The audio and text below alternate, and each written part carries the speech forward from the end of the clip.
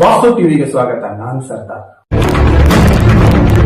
President Veerkumar Gadad ಮಾತನಾಡಿ ಹೇಳಿದರು, ದೇಶದ ನಿರ್ಮಾಣಕ್ಕೆ ತಮ್ಮ ಜೀವನವನ್ನೇ ಅರ್ಪಿಸಿದ ಲಕ್ಷಾಂತರ ನಿವೃತ್ತ ನೌಕರರು ಇಂದು ನ್ಯಾಯಕ್ಕಾಗಿ ಬೀದಿಗೆ ಬರಬೇಕಾದ ಪರಿಸ್ಥಿತಿ ಬಂದಿದೆ.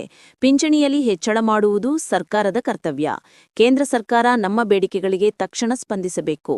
ಅವರು ಮುಂದುವರೆದು ಎಚ್ಚರಿಕೆ ನೀಡಿದರು. ನಿವೃತ್ತ ನೌಕರರ ಕಷ್ಟಗಳನ್ನು ತಪ್ಪಿಸಿ ಹೋಗುವಂತೆ ಮಾಡುವುದಿಲ್ಲ. ಸ್ಪಂದನೆ ಸಿಗದಿದ್ದರೆ ರಾಷ್ಟ್ರವ್ಯಾಪಿ ಹೋರಾಟ ಅನಿವಾರ್ಯ. ದಿಲ್ಲಿ ಚಲೋ ಜೈಲ್ ಭರೋ ಹೋರಾಟಕ್ಕೆ ನಾವು ಸಿದ್ಧ. ಇದು ಕೇವಲ ಮನವಿಯಲ್ಲ, ಇದು ನಮ್ಮ ಹಕ್ಕಿನ ಬೇಡಿಕೆ.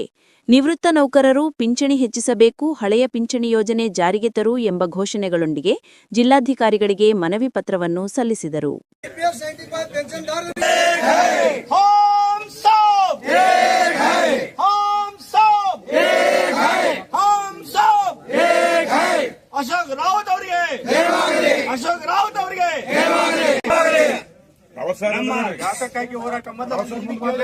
ಯಾತಕ್ಕಾಗಿ ಹೋರಾಟ ಯಾತಕ್ಕಾಗಿ ಹೋರಾಟ ಯಾತಕ್ಕಾಗಿ ಹೋರಾಟ ಯಾತಕ್ಕಾಗಿ ಹೋರಾಟ ಎಲ್ಲುವರೆಗೆ ಹೋರಾಟ ಎಲ್ಲುವರೆಗೆ ಹೋರಾಟ ರಾವ್ ಸಾಬ್ ಆಗೆ ಬಡೋ ರಾವ್ ಸಾಬ್ ಆಗೆ ಬಡೋ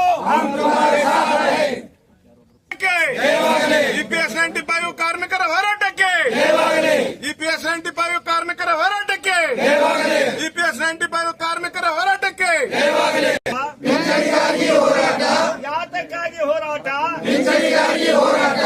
ಯಾಕಪ್ಪ ಈ ಪಿಂಚಣಿಗಾಗಿ ಹೋರಾಟ ಮಾಡ್ತೀವಂದ್ರೆ ಸುಮಾರು 50 ವರ್ಷ ನೌಕರಿ ಮಾಡಿ 30-40 ವರ್ಷ ನೌಕರಿ ಮಾಡಿದ್ದಾರೆ. ಬರುವುದು ಎಷ್ಟ್ರಿ 2,000 ಕೊಡ್ತಾ ಇದ್ದಾರೆ. ಎಷ್ಟ್ರಿ 1,000, 1,500, 1,200 ಅವ್ರು ತಗೊಂಡಿದ್ರು. ನಮ್ದು ಎಲ್ಲಾ ಪ್ರತಿ ನಮ್ಮ ಸರ್ವಿಸ್ನಾಗ ಎಲ್ಲ ಕಟ್ ಮಾಡ್ಕೊಂಡ್ ಬಂದಾರೆ. ಡಿಸ್ಟ್ರಿಬ್ಯೂಷನ್ ಆಗಿದೆ. ನಮ್ಮ ಹಣ ನಮಗ್ ಕೊಡ್ಲಿಕ್ಕೆ ಇವತ್ತು ಅನ್ಯಾಯ ಮಾಡ್ತಾ ಇದ್ದಾರೆ. ಎಲ್ಲುವರೆಗೆ ಹೋರಾಟ. ಸುಮಾರು 10 ವರ್ಷದಿಂದ ನಾವು ಈ ಕೂಗನ್ನು ಕೂಗ್ತಾ ಇದ್ದೀವಿ. ಈಗ 2 ಅವಳಿ ಜಿಲ್ಲೆದವರು, ಬಾಗಲಕೋಟೆ ಜಿಲ್ಲೆ ಹಾಗೂ ಬಿಜಾಪುರ ಜಿಲ್ಲೆದವರು ಇವತ್ತು ನಾವು ಕೂಡಿರು ಒಂದು ಕೂಗ ಹೇಳಿರಿ. ಯಾತಕ್ಕಾಗಿ ಹೋರಾಟ, ಯಾತಕ್ಕಾಗಿ ಹೋರಾಟ, ಎಲ್ಲಿವರೆಗೆ ಹೋರಾಟ. ಈ ರೀತಿ ಕೂಗಾಡ್ತೇವೆ, ಹೋಗ್ತೇವೆ. ನಮ್ಮ ವೃದ್ಧರ ಕೂಗು ನಿಮಗ ಅರ್ಥ ಆಗ್ತದೆ. ನಾವೆಲ್ಲ 1,000-2,000 ಪಿಂಚಣಿ ಒಳಗ ನಾವು ಹೆಂಗ್ ಜೀವನ ಮಾಡ್ಬೇಕು ನೀವೇ ನೋಡ್ರಿ. ಇದನ್ನ ನರೇಂದ್ರ ಮೋದಿಜಿ ಅವರಿಗೆ ಅಡ್ರೆಸ್ ಮಾಡಿದೆವು. ನಿಮ್ಮ ಮುಖಾಂತರ ಅವರಿಗೆ ಸರಿಯಾದ ರೆಕಮೆಂಡೇಶನ್ ಮಾಡ್ರಿ. ಈ ಬೇಡಿಕೆ ಈಡೇರಿಸಲಿಕ್ಕೆ ಇಷ್ಟೊಂದು ಜನ ವೃದ್ಧರು ಬಂದಾರ, 70-80 ವಯಸ್ಸದವ್ರು ಬಂದಾರ ಅಂತ ಹೇಳಿ ಇದನ್ನ ಅವರಿಗೆ ಫಾರ್ವರ್ಡ್ ಮಾಡ್ರಿ ದಯಮಾಡಿ. ಅದೇ ರೀತಿ ಆನರೇಬಲ್ ಮಿನಿಸ್ಟರ್ ನಮ್ಮ ಮನ್ಸುಖ್ ಮಾಂಡವಿಯಾ ಅವರು ಅದಾರ. ಅವ್ರು ನಮಗ ರೈಟಿಂಗ್ ಒಳಗೆ ಕೊಟ್ಟಾರ, ನಿಮ್ಮ ಬೇಡಿಕೆ ಈಡೇರಿಸ್ತೇವೆ ಅಂತ ಹೇಳಿ. 1 ತಿಂಗಳಾತ್ ಮತ್ತೆ ರೈಟಿಂಗ್ ಕೊಟ್ಟು ಇನ್ನೂ ಈಡೇರಿಸ್ತಾ ಇಲ್ಲ. ಅದಕ್ಕೆ ಅವ್ರಿಗೂ ನಾವು ಮನವಿ ಕೊಟ್ಟಿದ್ದೇವೆ. ಇನ್ನೊಂದು EPF ಅವರಿಗೆ, ಇದು ಜಿಲ್ಲಾಧಿಕಾರಿಗಳ ಮುಖಾಂತರ EPF ಕಚೇರಿ ಅವ್ರಿಗೆ ಕೊಡ್ರಿ. ಇದು KSRTC ಅವರಿಗೆ ಆನ್ಲೈನ್ ಒಳಗ ಹೈಯರ್ ಪೆನ್ಷನ್ಗೆ ಜಾಯಿಂಟ್ ಆಪ್ಷನ್ ತಗೊಳ್ಳೋದಿತ್ತು. ಅದ್ರೊಳಗೆ ನಮ್ಮನ್ನೆಲ್ಲರನ್ನು ಏಕಪಕ್ಷೀಯವಾಗಿ ರಿಜೆಕ್ಟ್ ಮಾಡ್ಯಾರ. ಕಾರಣ ಏನ್ ಹೇಳ್ತಾರ ಅಂದ್ರೆ, ನಿಮ್ ಟ್ರಸ್ಟ್ ಅದ, ನೀವು ಟ್ರಸ್ಟ್ ನೊಳಗೆ ಕಾನೂನು ಮಾಡ್ಕೊಂಡಿಲ್ಲ ಅಂತ ಹೇಳ್ತಾರ. ನಮ್ಮ ಕಾರ್ಮಿಕರಿಗೆ ಏನು ಗೊತ್ತಿರ್ತದೆ ಕಾನೂನು?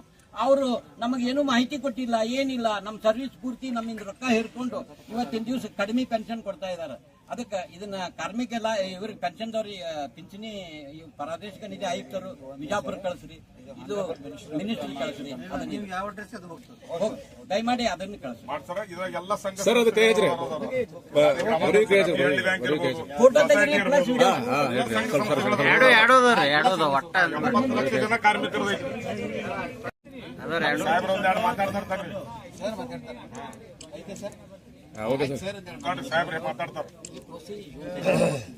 ಪ್ರೈಮ್ ಮಿನಿಸ್ಟರ್ ಕಟ್ಟಿದನ್ನು DC ಮುಖಾಂತರ ಜೊತೆಗೆ ಆನರೇಬಲ್ ಡಾಕ್ಟರ್ ಮನ್ಸೂಖ್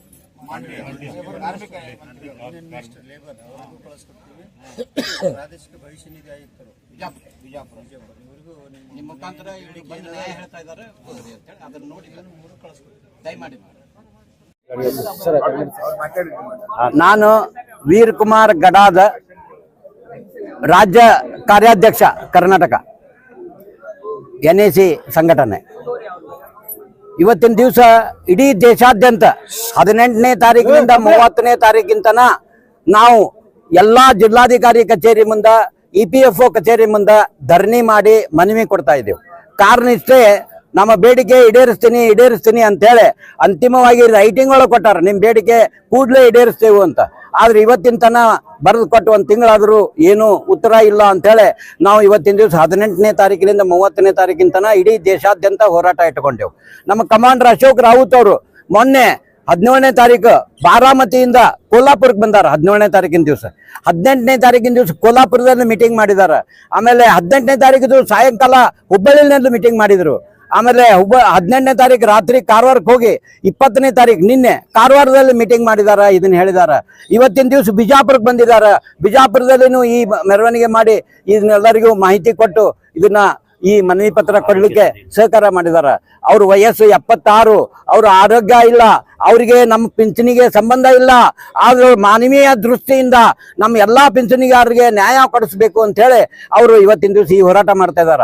ಸ್ವತಃ ಸ್ವಂತ ಕಾರ್ ಡ್ರೈವ್ ಮಾಡ್ಕೊಂಡು 2200 ಕಿಲೋಮೀಟರ್ ಡ್ರೈವ್ ಮಾಡ್ಕೊಂಡು ಬಂದಿದ್ದೀನಿ ನಾನು ಅಂತ ಹೇಳ್ತಾ ಇದ್ರು. ನೋಡಿದ್ರಿ ನೀವು, ಅಂತ ತ್ಯಾಗ ಜೀವಿಗಳು ನಮ್ಮ ಲೀಡರ್ಗಳಿದಾರ. ಅವ್ರು ನಂಬಿಕೊಂಡು ನಾವು ಇವತ್ತಿನ ದಿವಸ ಇಷ್ಟೆಲ್ಲ ಅವ್ರಿಗೆ ಸಹಕಾರ ಕೊಡ್ತಾ ಇದ್ದೇವೆ. ಸರ್ಕಾರ ಇದನ್ನು ಗಮನಿಸಿ ಸರಿಯಾಗಿ ಮಾಡ್ತು ಅಂದ್ರೆ ಒಳ್ಳೇದು, ಇಲ್ಲ ಅಂದ್ರೆ ನಾವು ಡಿಸೆಂಬರ್ 3, 4 ದಿಲ್ಲಿಯಲ್ಲಿ ಠಿಕಾಣಿ ಹುಡ್ತೇವೆ. ಗಲ್ಲಿ ಒಳಗೆ ಸೇರ್ಕೋತೇವೆ. ನಾವು ಅಲ್ಲೆಲ್ಲಾ ಬೋರ್ಡ್ ಹಿಡ್ಕೊಂಡು ಕುತ್ಕೋತೇವೆ. ಸರ್ಕಾರದ ವಿರುದ್ಧ ನಾವು ಧಿಕ್ಕಾರ ಹಾಕ್ತೇವೆ. ಇದನ್ನ ನಾವು ಜೈಲು ಬರೋ ಕಾರ್ಯಕ್ರಮ ಮಾಡ್ತೇವೆ ನಾವು ಅಂತ ಹೇಳಿ ನಮ್ಮವ್ರೆಲ್ಲರೂ ನಿರ್ಧಾರ ಮಾಡ್ಕೊಂಡಿದ್ದಾರೆ. ಇದು ಒಂದು. ಇನ್ನೊಂದು, ನಮ್ಮ ಕರ್ನಾಟಕ ರಾಷ್ಟ್ರೀಯ ಸಂಚಾಲಕರಿದಾರ ರಮಾಕಾಂತ್ ನರಗುಂದ್ ಅಂತ ಹೇಳಿ, ಅವ್ರ ಆರೋಗ್ಯ ಸರಿ ಇಲ್ಲ, ಅವ್ರಿಗೆ ಕ್ಯಾನ್ಸರ್ ಆಗಿತ್ತು, ಅದ್ರ ಚಿಕಿತ್ಸೆ ಪಡ್ಕೊಂಡಾರ. ಇವತ್ತಿನ ದಿವಸ ಆರೋಗ್ಯವಾಗಿ ಅದಾರ, ಆದ್ರೂ ಆರೋಗ್ಯದ ಸಮಸ್ಯೆಗಳದಾವ. ಅವ್ರಿಗೂ 76, 77 ವಯಸ್ಸು. ಅವರು ಇವತ್ತಿನ ದಿವಸ ಹೈದರಾಬಾದಕ್ಕೆ ಇದೇ ರೀತಿ ಕಾರ್ಯಕ್ರಮ ಮಾಡ್ಲಿಕ್ಕೆ ಹೋಗಿದ್ದಾರೆ. ಅವ್ರಿಗೆ ಅಲ್ಲೇ ಇಲ್ಲಿಂದ ಪ್ರಯಾಣ ಮಾಡಿ ಅಲ್ಲಿ ಹೋಗೋದ್ರೊಳಗೆ ಅವ್ರಿಗೆ ಇವತ್ತಿನ ದಿವಸ ಬೆಳಗ್ಗೆನೆ ಅನಾರೋಗ್ಯಕ್ಕೆ ಇದಾಗಿ ಅವರು ವಿಶ್ರಾಂತಿ ಪಡ್ಕೊಳ್ತಾ ಇದ್ದಾರೆ. ಅಂದ್ರ ಹೋರಾಟಕ್ಕೆ ನಮ್ಮವರು ಅವರು ತ್ಯಾಗಜೀವಿನೇ. ಅವರು ಸಹಿತ ನಾನು ಯಮದೂತನಿಗೆ ಹೇಳ್ದೀನಿ, ನಾನು ಪೆನ್ಷನ್ ಕೊಡ್ಸುತ್ತಾನ, ನನ್ನ ಹತ್ರ ಸಮೀಪ ಬರಬೇಡ ನೀನು ಅಂತ ಹೇಳಿ ಅವನಿಗೆ ಎಚ್ಚರಿಕೆ ಕೊಟ್ಟಿನಿ ಅಂತ ಹೇಳ್ಕೊಂತ ನಕ್ಕೊಂತ ನಮ್ಮ ಜೊತೆ ಹೋರಾಟ ಮಾಡ್ತಾರ. ಇಂಥ ಹೋರಾಟಗಾರರು ಇದಾರ ನಮ್ಮ ಹತ್ರ. ಅವರ ಪುಣ್ಯದಿಂದ ನಮ್ಗೆಲ್ಲ ಪಿಂಚಣಿ ಸಿಕ್ಕರೆ ಬಹಳ ಸಂತೋಷ ಆಗ್ತದೆ ಎಲ್ಲರಿಗೂ. ಅವ್ರಿಗೆ ದೇವ್ರ ಆಯುರಾರೋಗ್ಯ ಕೊಡ್ಲಿ, ಅವ್ರ ಆರೋಗ್ಯವಾಗಿ ನೋಡ್ಕೊಳ್ಳಿ ಅಂತ ಹೇಳಿ ನಾವು ಎಲ್ಲರೂ ದೇವರಲ್ಲಿ ಪ್ರಾರ್ಥನೆ ಮಾಡ್ತಾ ಇದ್ದೇವೆ. ಇದು ಸರ್ ಲಾಸ್ಟ್ ಟೈಮ್ ಮಳೆ ಬಂದು ಕೂಡ ಜಿಲ್ಲಾಧಿಕಾರಿ ಒಂದ್ ನಿಮಿಷ, ನಾವು ಮನವಿ ಏನ್ ಕೊಡಕ್ ಬಂದಿದ್ದೇವಲ್ಲ ಅದೇ ಟೈಮಲ್ಲೇನೆ ನಾವು ಬೆಂಗಳೂರು ಚಲೋ ಕಾರ್ಯಕ್ರಮ ಮಾಡಿದೆವು. 11, 12 ಅಲ್ಲಿ ಕಾರ್ಯಕ್ರಮ ಆಯ್ತು. 13ನೇ ತಾರೀಕು ದಿಲ್ಲಿ ಒಳಗಾಯ್ತು. ಅಂದ್ರೆ ಸೌತ್ ಇಂಡಿಯಾದವ್ರು ನಾವೆಲ್ಲರೂ ಬೆಂಗಳೂರೊಳಗೆ ಮಾಡಿದೆವು.